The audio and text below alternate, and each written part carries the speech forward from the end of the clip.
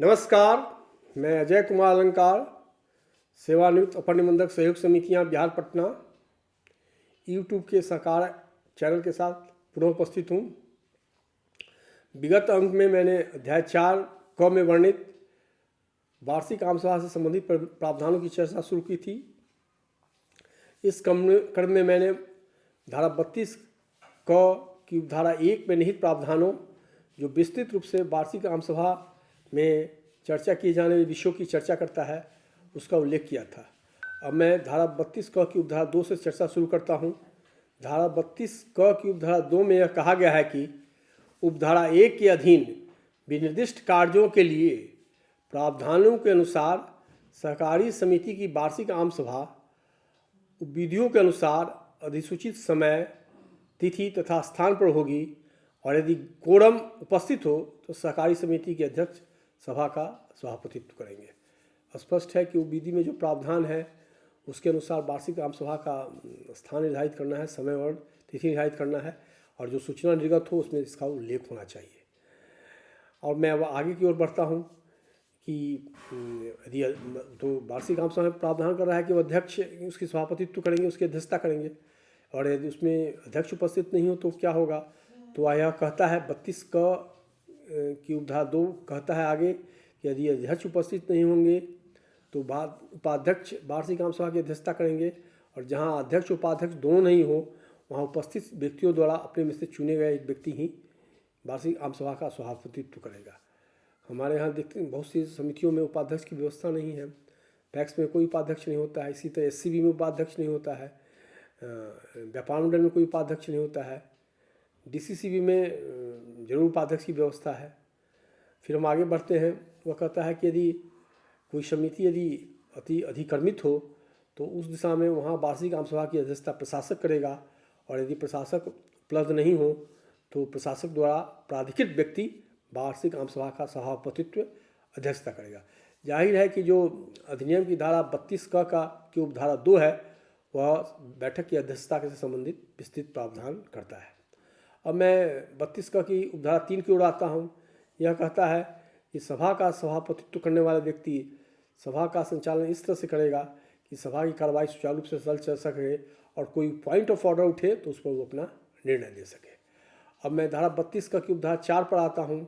यह कहता है कि आम सभा की सूचना निर्गत होने की तिथि को जो समिति की सदस्य संख्या होगी तो उसके अनुसार जो कोरम होगा वह उस तिथि को जो सदस्य संख्या है उसका पंचमांश अर्थात 1/5 होगा। आम सभा की सूचना निर्गत हो गई, उसके बाद सदस्य संख्या में भारी वृद्धि हो गई तो उससे कोई मतलब नहीं है। जो सूचना निर्गत होने की तिथि सदस्य संख्या थी, यदि सूचना निर्गत होने की तिथि सदस्य संख्या 1,000 थी तो कोरम जो होगा सो 200 होगा, 1/5 होगा। अब यहाँ एक इशू आ जा रहा है कि बहुत सारी सरकारी समितियों में सदस्यों की संख्या काफ़ी बढ़ गई है। तो जैसे पैक्स आदमी किसी पैक्स में तो 10-10 हज़ार मेंबर हो गए हैं, तो वहाँ वार्षिक आम सभा के क्रम में कोरम पूरा करने में काफ़ी कठिनाई का सामना करना पड़ रहा है। फिर मैं आगे बढ़ता हूँ। वह क्या हो रहा है, प्रावधान क्या कह रहा है। तो 32 क की उपधारा 5 में भी प्रावधान है कि यदि आम सभा के निर्धारित समय के 1 घंटा के अंदर कोरम पूरा न हो तो सभा ऐसी तिथि के लिए स्थगित कर दी जाएगी जो 7 दिन से पूर्व और 21 दिन के बाद का न हो। कहने का मतलब कि यदि 11 बजे समय निर्धारित है, 12 बजे तक कोरम नहीं पूरा हो तो सभापति को अधिकार है कि बैठक को स्थगित कर दे, और फिर बैठक की नई सूचना निर्गत होगी जो 7 दिन के बाद और 21 दिन के पहले की होगी। अब अगला प्रोविज़न क्या है। 32 क की उपधारा 6 में यह कहता है कि स्थगित आम सभा के लिए कोई कोरम की आवश्यकता नहीं होगी। यदि आम सभा स्थगित होने के बाद बुलाई जाती है विशेष वार्षिक आम सभा तो उसके लिए कोरम की कोई ज़रूरत नहीं है। अब मैं आता हूँ 32 क की उपधारा 7 पर। इसमें यह प्रावधान है कि आम सभा में सभी प्रश्नों पर निर्णय बहुमत से लिया जाएगा, और मतों के समान उपस्थिति में सभापति है जो अध्यक्षता कर रहे हैं उनको निर्णायक मत यदि कास्टिक वोट देने का अधिकार होगा। इसको भी ध्यान रखने की जरूरत है। फिर 32 क की उपधारा 8 में है कि प्रोक्षी मत स्वीकृत नहीं किया जाएगा, प्रॉक्सी वोटिंग अलाउ नहीं है।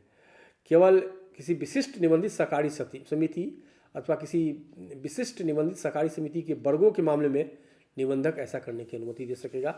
प्रॉक्सी वोट यदि निबंधक ने अलाउ नहीं किया हो तो वह मान्य नहीं है, उसकी स्वीकृति नहीं दी जाएगी। फिर मैं आगे बढ़ता हूँ। 32 की उपधारा 9 में यह कहा गया है कि आम सभा में हाथ उठाकर मतदान किया जाएगा और आपराधिक मामले में यदि निबंधक स्वप्रेरणा से अथवा निबंधित समिति द्वारा प्रस्तुत आवेदन पर इस प्रकार का निर्देश दे तो ही मतपत्र द्वारा मतदान किया जाएगा। सामान्यतः मतदान हाथ उठाकर किया जाएगा, लेकिन यदि निबंधक ने अनुमोदन स्वप्रेरणा से या सहकारी समिति के आवेदन पर आदेश दिया है तो मतदान मतपत्र के द्वारा होगा। स्पष्ट स्थिति है। अब मैं धारा 32 की उपधारा 10 की ओर आता हूँ। इसमें कहा गया है कि आम सभा की कार्यवाहियों का एक प्रोसीडिंग बुक रहेगा जिसमें सारी कार्यवाही उसको अभिलिखित किया जाएगा और जो व्यक्ति आम सभा की अध्यक्षता करेगा, चाहे जो हो, वो उस प्रोसीडिंग पर साइन करेगा। अध्यक्ष साइन करेगा तो अध्यक्ष अध्यक्षता करेगा तो अध्यक्ष का साइन होगा। प्रोसीडिंग के शुरू में सभी सदस्यों का तो साइन होना ही होना है और जो प्रोसीडिंग लिखाएगा सभी कार्यवाहियों का अंकन किया जाएगा। उसके बाद जो भी व्यक्ति अध्यक्षता करे, अध्यक्ष करेगा तो अध्यक्ष का, उपाध्यक्ष करे तो उपाध्यक्ष का, या दोनों को अनुपस्थिति में किसी व्यक्ति को चुना है आम सभा ने तो वह साइन करेगा। और यदि प्रशासक हो तो प्रशासक, या प्रशासक की अनुपस्थिति में उसके द्वारा प्राधिक व्यक्ति द्वारा दस्तखत होगा। प्रोसीडिंग के अंत में उसको स्पष्ट प्रावधान है। आगे मैं अब 32(11) पर आता हूँ। 32(11) पर एक महत्वपूर्ण प्रावधान है।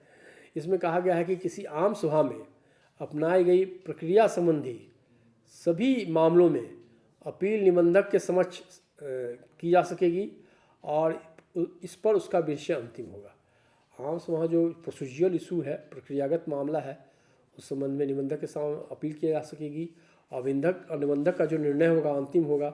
उदाहरण के लिए आम सभा का समय पर सूचना दिया है कि नहीं, निर्धारित अवधि का गैप रखा गया कि नहीं, सही समय आम सभा शुरू हुई कि नहीं, विचार विमर्श हुआ कि नहीं, मतदान हाथ उठाकर लिया गया है कि नहीं, हर विषय पर निर्णय हुआ कि नहीं, इन सारी बातों की पर निर्णय निबंधक अंतिम होगा।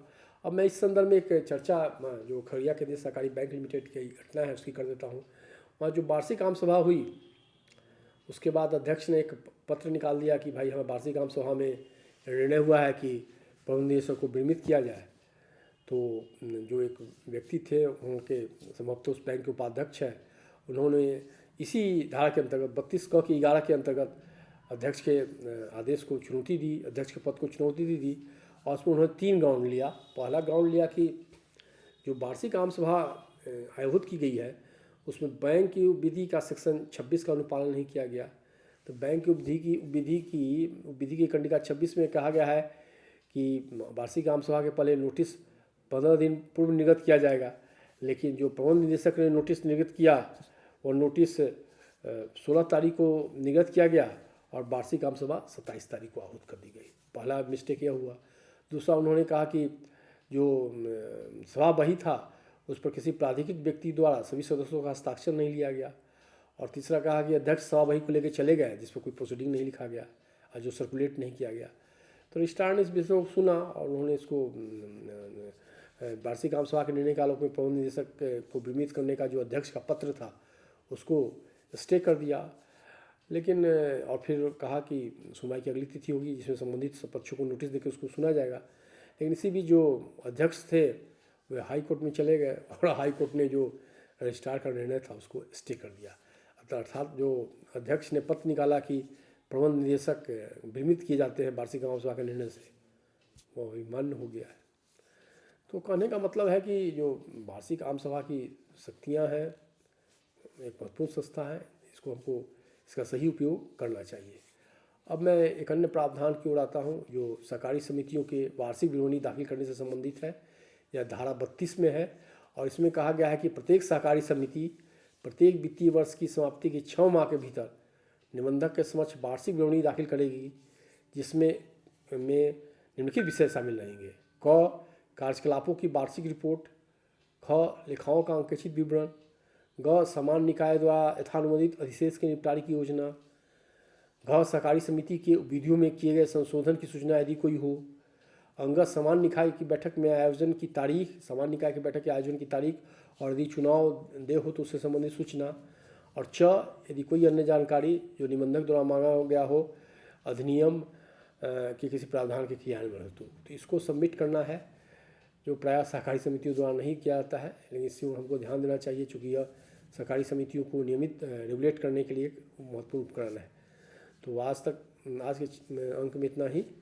मैं आपसे विदा लेता हूँ। अगले अंक में मैं आपसे मिलूँगा तो मैं अंकेक्षर की चर्चा करूँगा। इस अनुरोध के साथ मैं विदा लेता हूँ कि आप मेरे चैनल को लाइक करें, शेयर करें और सब्सक्राइब करें। धन्यवाद।